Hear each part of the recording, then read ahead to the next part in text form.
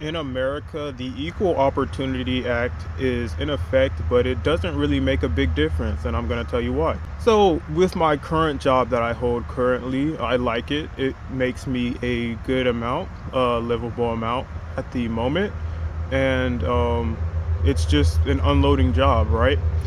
But there's a problem. It took me 4 applications to get this position, right? And this is actually a pretty easy position to get, apparently.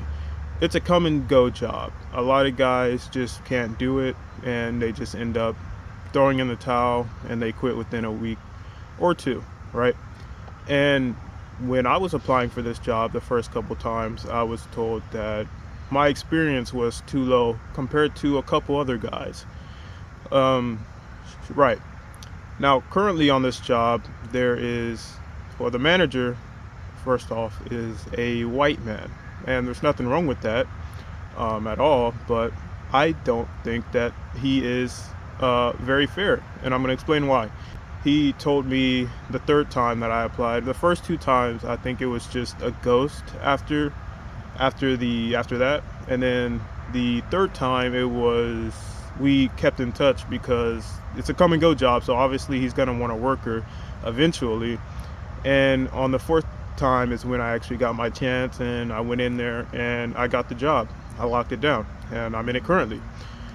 But I was told that this position I didn't have enough experience on a reach truck or a certain forklift, but every single forklift that they use, whether it's a reach truck, whether it be the stand-up forklift that you unload with commonly, electric pallet jack, I've been operating those forklifts for over a year, and some of those forklifts over 2 years. And also, I've operated almost every forklift there is up to this day. The reach truck, the clamp forklift, the slip forklift, the electric pallet jack, the double electric pallet jack, the order picker, the Raymond order picker.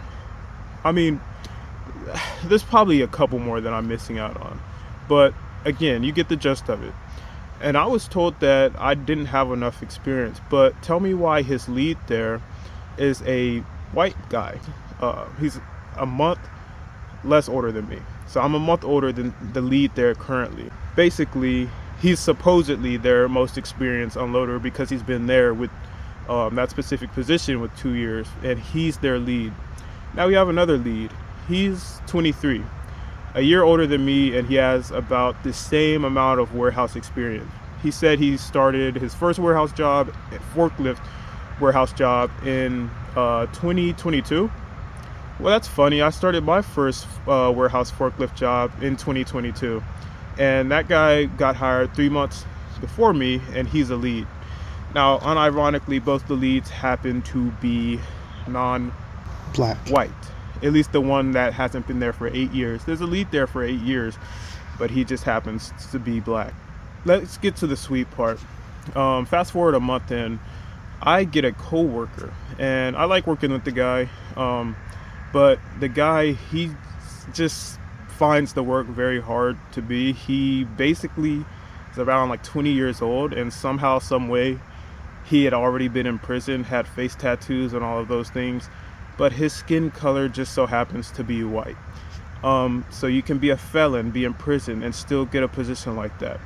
And here's the even sweeter part. I specifically asked him while we were doing some work together. All the job is doing is basically we're unloading products off of a truck, we're sorting it out, putting it on a pallet, and then moving on to the next item. That's basically all it is. We're just unloading product off a truck, putting it on a pallet, and then moving on to the next product. But he was finding like the work very hard, even though it was very simple. It was his first job, so he has no experience on the forklift whatsoever, and he got that job. The even sweeter part, I specifically asked him, hey, were you with a agency to get this position, or you just went on Indeed and applied? And he's like, yeah, I went on Indeed and applied. The same place I applied. He gets it the first time, being a felon, having face tattoos, and having no experience whatsoever. Meanwhile, I'm told by the same manager that I don't have the experience to do it. I don't have the experience that he requires. Meanwhile, have on average more than or just as much as these other guys. But somehow the felon whose skin color just happens to be white gets in the first attempt. The only other excuse for this besides racism is what one of the leads suggested. One of the leads, who happens to be Hispanic of Mexican descent, he was trying to argue that, oh no, the manager, he's not racially biased or anything. And the only conclusion that he came to about it was, during the times that you applied, he had a lot more people applying who were experienced. And I said, yeah, that could be the only other assumption there, but other than that, there's literally no reason why. And I know that couldn't be the case because I applied 4 different times at 4 different times, so it wasn't all at the same time. So at the time that you needed this worker or this worker, like, I had applied different times throughout the year, so I know that wasn't the reason. Moral of the story: the Equal Opportunity Act doesn't really protect black workers who are legitimate, haven't been to jail, have nothing under their criminal record, are clearly coherent and don't do drugs and can speak clearly as I do, right? And can still not get positions. Maybe it's because, I don't know, on my Instagram name that says basically my full name, I have a Palestine flag, where it says truth, and I posted some stories. Maybe, I don't know. Maybe they did a background check and they saw that, but I don't know. Even then, that's still stemming from racism. But it's crazy how when you compare the two people, me in comparison to someone who is a felon not being able to get a position, you gotta look into the factors. And the biggest factor, especially when one just happens to be white, one happens to be black, you have to put those factors into play and just understand that racial bias plays a huge role in who can get jobs these days. Now, all the racist statistics out there on the disgusting articles that are also funded by racists and right-wingers and all that, I don't identify with either party. I just identify with being a good fucking person. But anyways, all those statistics are racially biased, and they're false, because you have people out there, black people, who are fully qualified, and they're just not getting positions, not because they're not qualified or not because they're not looking, but because they're not getting them, because somehow felons, as in my situation, can get a job easier than me when I'm just 10 times better. And it's sad to put it that way, but the guy who I was working with, who happens to be a felon, I still work with him. I still like the dude. I still help him out, a lot of people get frustrated with him because they think he's not good at the work, and he's kind of not yet, but it's his first job. So I'm just a compassionate person. I have, sympathy for the guy. I enjoy working with him.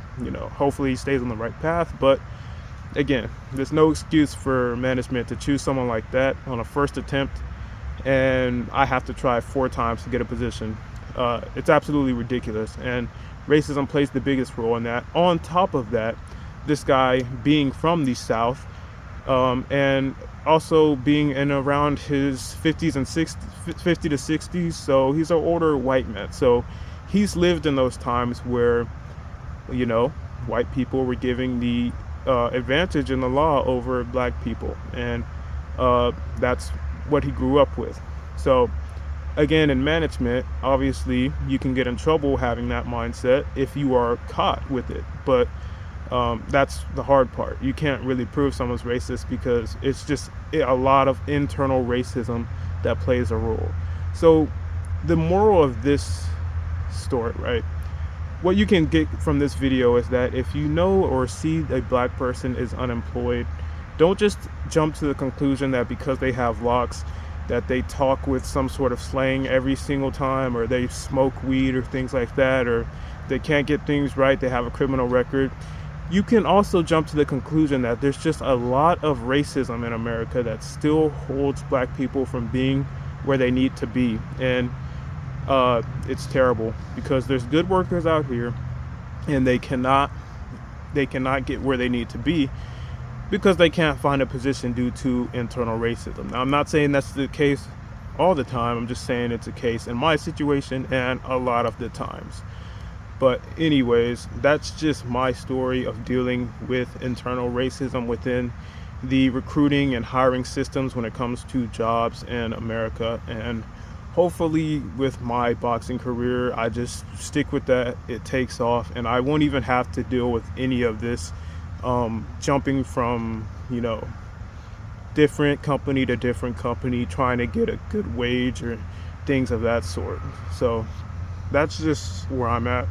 Staying focused on where I need to be, but fairness also plays a big role in where we all need to be. So keep an open mind.